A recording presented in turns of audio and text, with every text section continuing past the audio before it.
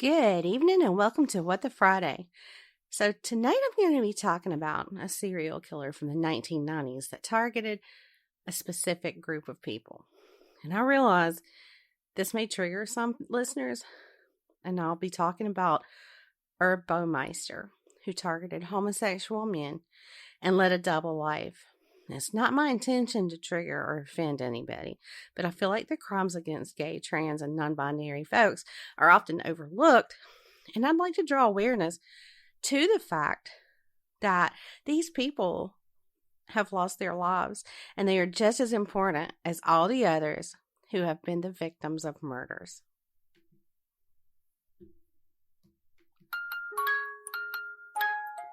Welcome to WTFriday, the After Dark series presented by Mystery, Murder, and Magic.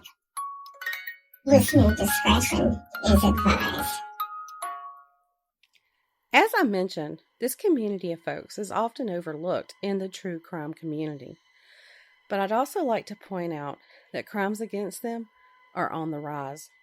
Now, Herb Baumeister isn't a name that you hear mentioned often when serial killers are the topic of discussion. To the people who knew him, he seemed like this everyday straight-edge guy. And after he graduated from college, he married his wife, Julie, and together they had 3 kids. But there was another side to him that many didn't know about. Herb had the habit of secretly visiting gay bars in the Indianapolis area. His wife, Julie, said that even though the couple only had sex maybe 5 or 6 times in the 25 years they were married, she never once suspected that Herb might be homosexual.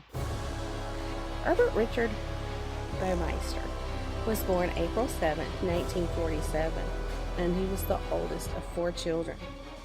He had a relatively normal childhood, but when he became a teenager, that changed. Acquaintances of Herb's said that he would often play with dead animals, and he was an introvert. And once he had even urinated on one of his teacher's desks. And while he was still a teenager, he was diagnosed with schizophrenia, but he never received any further treatment for it. So in 1992, Indianapolis police were investigating the missing persons cases of several homosexual men in the area. And in the course of their investigation, they talked to a man named Tony Harris. Harris told them that he had met a guy at a gay bar, and this man said that his name was Brian Smart. Harris went on to say that he strongly believed that Smart had killed a friend of his, and that friend was Roger Goodlett, and he was one of the missing men from the Indy area. Harris told police that he believed this because he himself had went home with Smart and had nearly been killed by Smart when he took erotic asphyxiation a bit too far. And get this, Baumeister, aka Smart, had told him that he had killed several people, and he was 100% sure that he wouldn't be caught. Seems that Baumeister had been doing this for years and had managed to somehow stay under the police radar. All of Baumeister's victims had been men he had met at gay bars, and he picked those as his victims because at that time, homosexual folks often left their lives behind in order to live freely so their families wouldn't know they were missing. But even with all the information that Harris provided, police were unable to track down a Brian Smart, nor were they able to find his home. This left them to assume that Brian Smart was an alias. 3 years passed, and Harris sees Smart out in public again. And this time, he was able to write down the license plate number from the car. With that information, police were able to determine that Brian Smart was actually Herb Baumeister. By the time the police showed up at their home, Julie Baumeister had a sneaking suspicion that her husband was up to something, but she nor Herb would let them search their property. On the A&E television series, The Secret Life of a Serial Killer, Julie told how a few years before police tracked Herb down, their 13-year-old son had found a human skull in their backyard, and when she asked Herb about it, he said that it was part of a skeleton that had belonged to his father, who had been a doctor. And at the time, she had no reason not to believe him, but that was starting to change. Now, I honestly don't feel that Julie was naive, but you know how it is when you're really in love with somebody. It's hard to point a finger at them for something like murder. And we've seen it in many serial killer cases like the John Wayne Gacy case and a few others.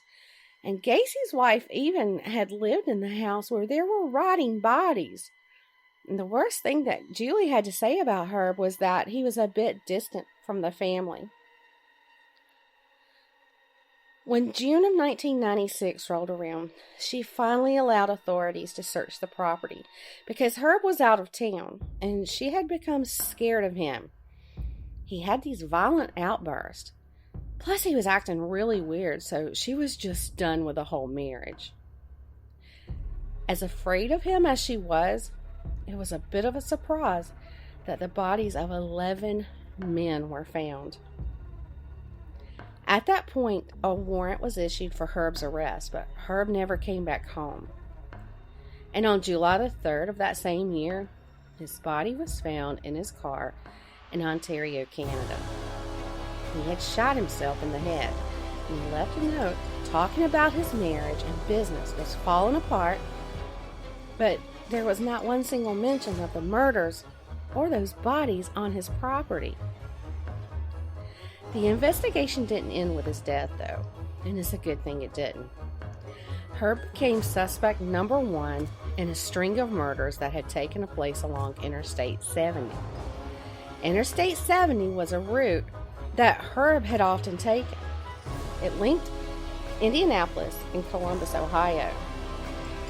9 bodies had been found along that highway in the mid-1980s, and nearly every single one of those men were linked to the Indianapolis homosexual nightclub scene.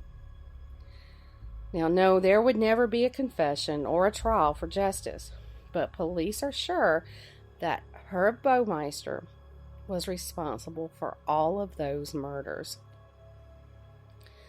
But y'all, there's more. So after Herb killed himself, Julie and the kids moved away. The house and the grounds around it, it stayed vacant for quite some time. And then one day, a couple named Rob and Vicky Graves bought the property at a really low price. Everything seemed normal at first, but then weird stuff started happening. One day, while Vicky was vacuuming the carpets, the vacuum cleaner kept unplugging from the wall socket. It scared Vicky, and she began to suspect that something was up with the house. Then one day when Vicky came home from work, she found Rob painting. And after she took a look at what he was painting, something caught her attention outside of the window. Outside the window, she saw a man. And as she looked at the man, he turned away from her. But that's when she saw that man had no legs. And at that point, he completely vanished. After that, they had security cameras installed around the property. Well, not long after that, a co-worker of Rob's named Joe moved into a spare apartment on that property with his dog. One night, while Joe was washing his dishes, there was a knock on the door. But when he opened the door, there was no one there. Right after that, the dog started acting as if someone else was in the apartment with him, but there was no one there. A few days later, Joe decided that he and the dog would take a walk on the property, and while they were out, he saw someone watching them from the woods. The dog saw this person too, and chased after him, and Joe followed him just to see if he could get a closer look. When he returned to his apartment, Joe decided to mention this to Vicky and Rob, and they told him they had seen the same man. A couple of nights pass, and the dog starts growling at someone, trying to open the door of the apartment. As Joe approaches the door, the wind blows it open. When he looked outside the door, though, he didn't see anyone. So he closed it and turned around to walk back across the room. To his surprise, a man is running towards him, screaming for his life. Well, soon Joe and the Graves started researching Herb's victims, and Joe swore that one of them is the man he had seen in his apartment.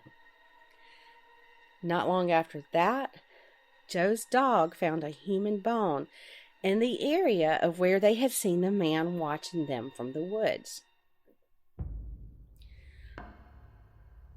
Rob contacted one of the investigators on the Baumeister case, a lady named Mary Wilson. She came out and showed them where the bodies had been located on the property, and these locations were actually where the paranormal activity had been taking place. Somehow the news of this activity leaked out, and hordes of paranormal investigators and even demonologists came in search of these spirits.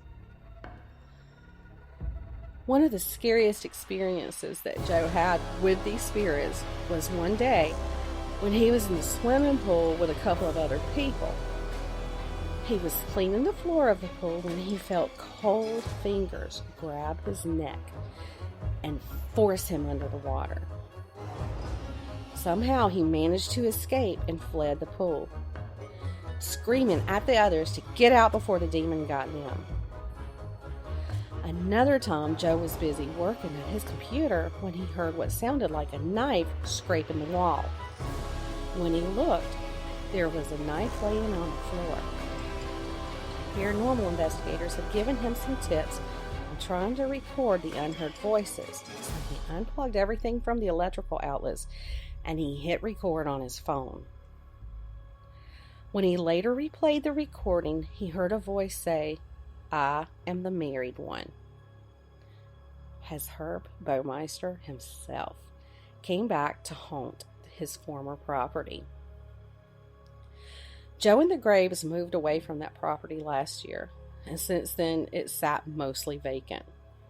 A team of paranormal experts, including psychics, a physicist, a demonologist, and others, once stayed on the property for about 6 months, and none of what had previously been said to have happened there to the Graves was debunked.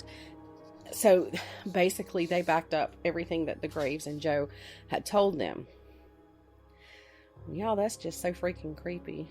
You know, I watch a lot of true crime and paranormal stuff, but I've never heard about any of this. I feel like I've been living under a rock or something.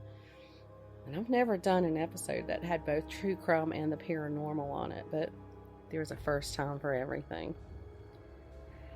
How sad that countless young men lost their lives to this person. And the thing is, no motive was ever established. We know that he was diagnosed with schizophrenia, so maybe it was mental illness controlling his thoughts and actions. And we'll never know in this case.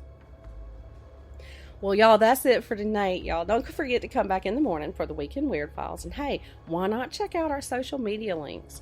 I'd love to interact with y'all. And you can find those links in the episode description. Have a good night.